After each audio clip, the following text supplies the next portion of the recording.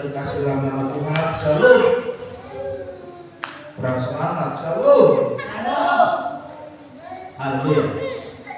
Kita buka kitab kita yang terambil di dalam kitab 1 Raja-Raja pasal 19. Kita baca dari ayat ke-9 sampai dengan ayat yang ke-18. 1 Raja-Raja pasalnya yang ke-19 ayat 9 sampai dengan ayat ke-18. Demikianlah firman Tuhan. Di sana masuklah ia ke dalam sebuah gua dan bermalam di situ.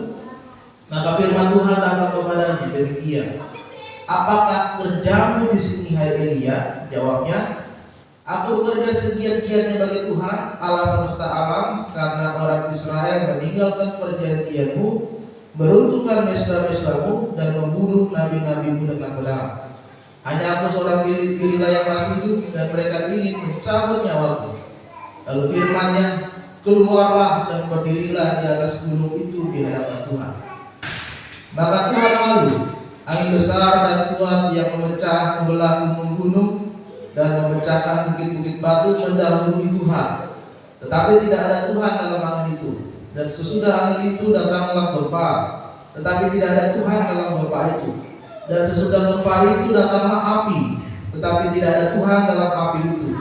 Dan sesudah api itu datanglah bunyi angin sepoi-sepoi basah. Segera sesudah Elia mendengar, ia menyelubungi mukanya dengan jubahnya, lalu pergi keluar dan berdiri di pintu gua itu. Maka datanglah suara kepadanya yang berbunyi, apakah kerjamu di sini hai Elia? Jawabnya, aku bekerja segiat-giatnya bagi Tuhan Allah semesta alam, karena orang Israel meninggalkan perjanjianmu, meruntuhkan mesbah-mesbahmu, dan membunuh nabi-nabimu dengan pedang. Hanya aku seorang dirilah yang masih hidup, dan mereka ingin mencabut nyawaku. Firman Tuhan kepadanya, pergilah, kembalilah ke jalanmu melalui padang gurun Damsyik, dan setelah engkau sampai, kau harus mengurapi Hazael menjadi raja atas Aram. Juga Yehu cucu Nimsi haruslah kau urapi menjadi raja atas Israel. Dan Elisa bin Safat dari Abel Mehola harus kau urapi menjadi nabi menggantikan engkau. Maka siapa yang terluput dari pedang Hazael akan dibunuh oleh Yehu, dan siapa yang terluput dari pedang Yehu akan dibunuh Elisa. Tetapi aku akan meninggalkan 7.000 orang Israel, yakni semua orang yang tidak sujud menyembah Bapa, dan yang mulutnya tidak mencium dia. Haleluya. Saudara kasih nama Tuhan, firman Tuhan pagi hari ini temanya adalah jangan pernah menyerah melayani Tuhan. Amin. Temanya adalah jangan pernah menyerah melayani Tuhan. Firman Tuhan yang baru saja kita baca merupakan bagaimana kisah Elia pada saat itu. Dia baru saja menaklukkan 450 nabi Baal. Dia menantang nabi Baal untuk menurunkan api, tetapi nabi Baal tidak bisa, dan akhirnya 450 nabi Baal ini dibunuh. Tetapi saudara, ketika nabi-nabi Baal ini dibunuh, ada masalah yang lain, yaitu Raja Isabel tidak senang kepada Elia karena dia telah membunuh nabi mereka, nabi Baal. Dan pada saat itu dia memerintahkan untuk membunuh nabi Elia. Dan yang lebih sadisnya lagi, dia ingin Elia dibunuh dalam waktu 24 jam. Ya. Jadi dalam waktu 24 jam harus dibawa ke sini nyawa dari Elia, hidup atau mati.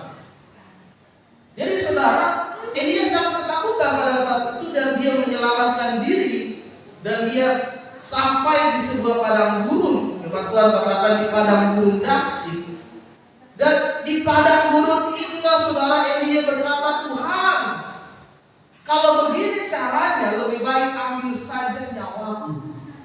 Karena dia merasa seorang diri, dia merasa tidak ada pertolongan yang terjadi dalam hidupnya. Dia terancam akan dibunuh saudara. Dan ketika dia berada di padang gurun Damsyik, dia berkata, Tuhan ambil saja nyawaku. Dan ketika dia tertidur, ternyata Tuhan masih menolong dia. Tuhan mengutus malaikat memberi makan dan minum kepada Elia. Dan akhirnya dia naik ke Gunung Herod, ke Gunung Horeb, dan di Gunung Horeb itulah Elia mengalami perjumpaan dengan Tuhan.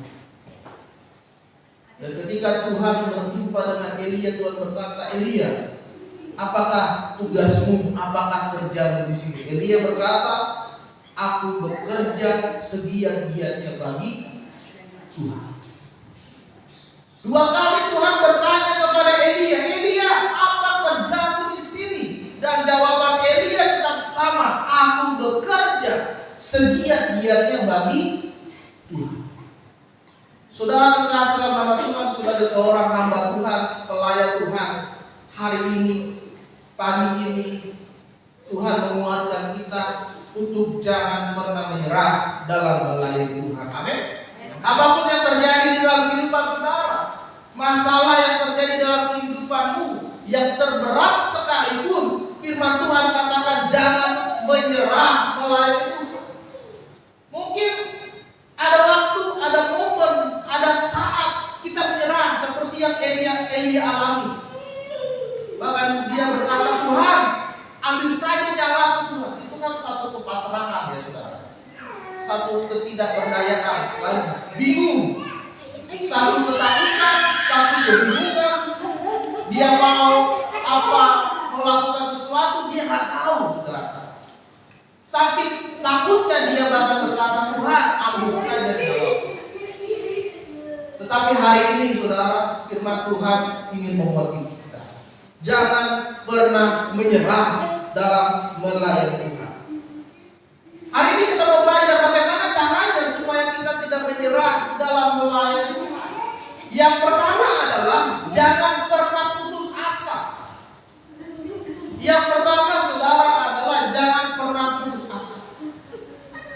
Ketika masalah terjadi di dalam kehidupan saudara, jangan putus asa. Jangan tawar hati kepada Tuhan. Jangan menyalahkan Tuhan, saudara. Banyak orang punya masalah, Tuhan disalahkan. Tuhan, kenapa begini? Saya kan sudah pelayanan, saya sudah melayani Tuhan, saya rajin gereja, saya rajin berdoa. Tapi masalahnya makin sulit, makin susah. Hari ini firman Tuhan menguatkan kita, jangan pernah putus asa. Seorang menemui lampu yang bernama Thomas Alva Edison. Dia melakukan penelitian, saudara, itu selama 10.000 kali dia melakukan pencobaan. Ketika di percobaan yang ke-9.999, kalau saat itu dia menyerah, ya kan? Pada saat itu dia menyerah, dia putus asa, ya sudahlah, nggak bisa.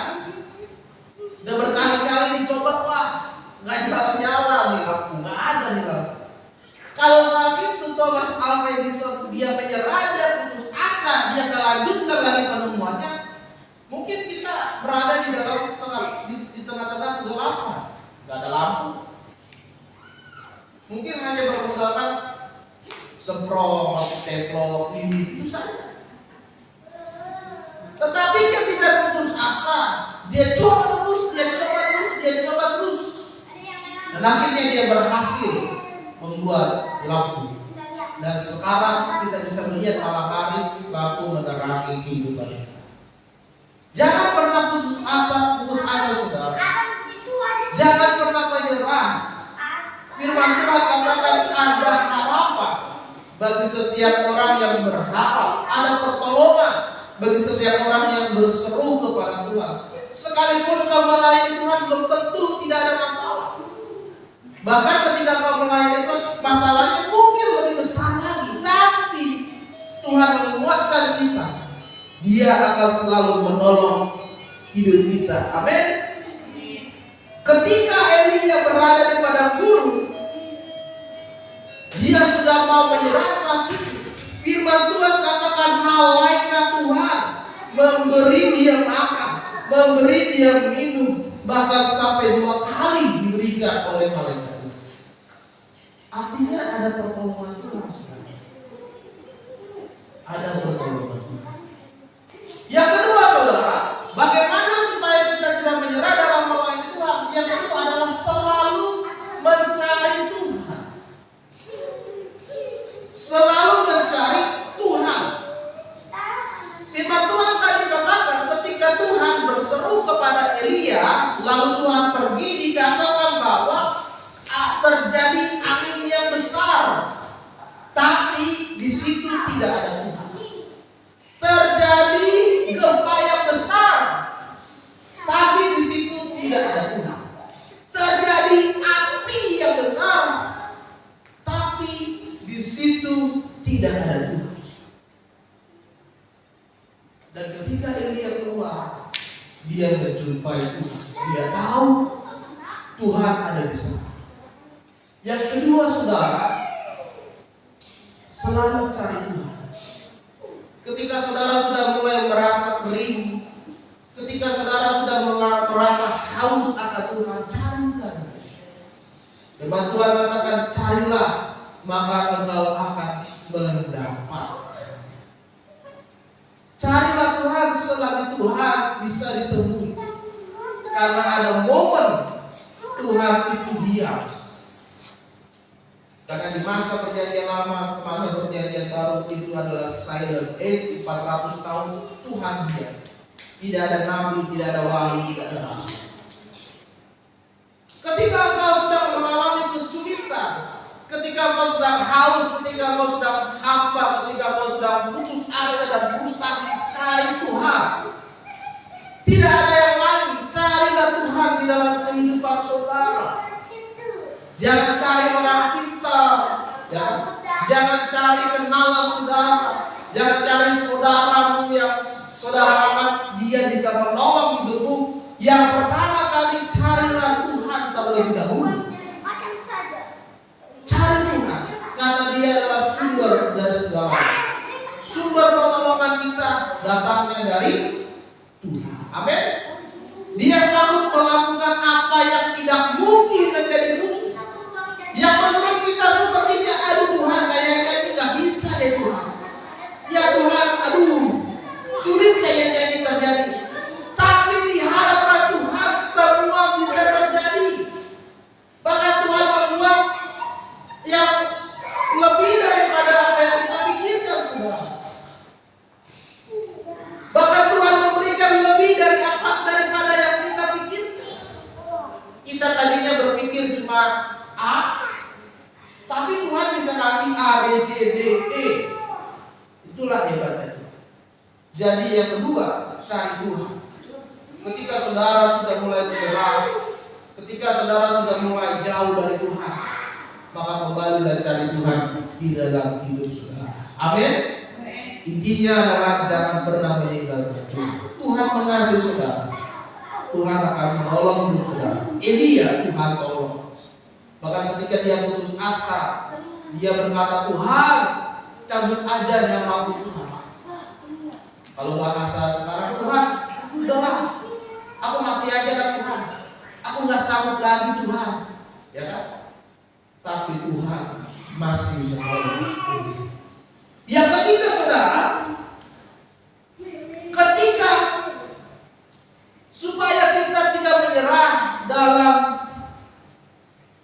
melayani Tuhan, yang ketiga adalah harus selalu diperbaharui semangat dan roh melayani saudara. Mungkin saudara merasa jenuh dalam melayani Tuhan. Mungkin saudara ada rasa cemburu dalam melayani Tuhan.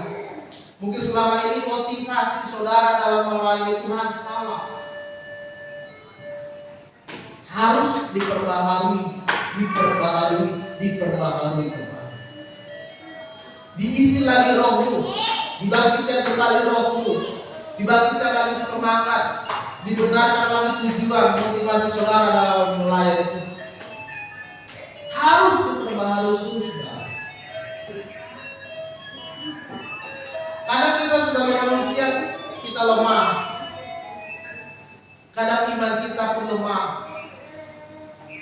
Tapi hari ini kita mau memperbaharui iman, dan semangat kita melayani Tuhan. Amin.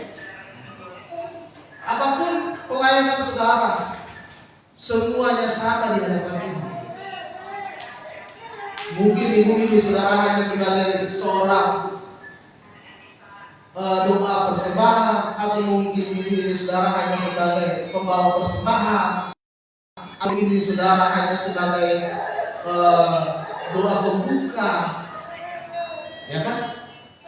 Yang lain mungkin teman saudara pelayanan single, mungkin saudara merasa cemburu, dia single, saya cuma doa persembahan. Enggak, semua upahnya sama. Yang single, yang worship leader, yang khotbah, yang bawa persembahan, yang tambori, yang apa, upahnya sama di hadapan Tuhan. Setiap orang yang melayani Tuhan upahnya sama.